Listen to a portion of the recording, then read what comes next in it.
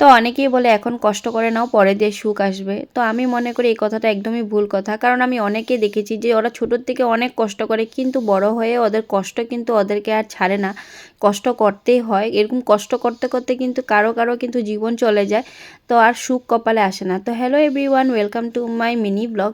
সকালে আমার কাপড়গুলো ধোয়া ছিল, কিন্তু মেলার সময় পাইনি, কারণ অনেক কাজ ছিল তার জন্য। তো এখন চলে আসলাম কাপড়গুলো মেলতে, আর সাথে আছে আমার ডাব্বু। আর আমার ডাব্বু কিন্তু আমাকে অনেক হেল্প করে দিচ্ছে, মানে নিচে ফালিয়ে ফালিয়ে কাপড়গুলো, তার জন্য।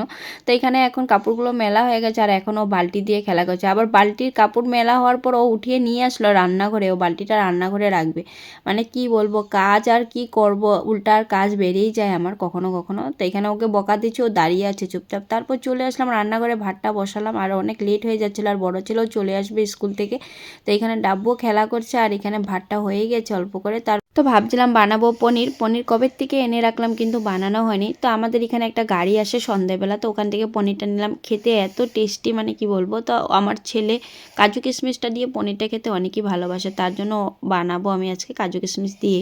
তো এখানে পাঁচফোড়ন অল্প সম্বাদ দিয়ে দিলাম, আর আলুটা ফ্রাই করছি। তার মধ্যে আমি কাজু কিশমিশ, কাঁচা লঙ্কা, পেঁয়াজ এইসব অল্প পেস্ট করে নিলাম। তারপর মটরও ছিল ঘরে, তো ভাবছিলাম মটরটা অল্প দিয়ে দিলে পনির খেতে আরও টেস্ট লাগে। তো মটরও দিয়ে দিলাম, আর মশলাগুলো সব কিছু দিয়ে এখন নড়াচড়া করছি। আর এদিকে পনিরটা কাটাই হয়নি, পনিরটা অনেক সফট মানে।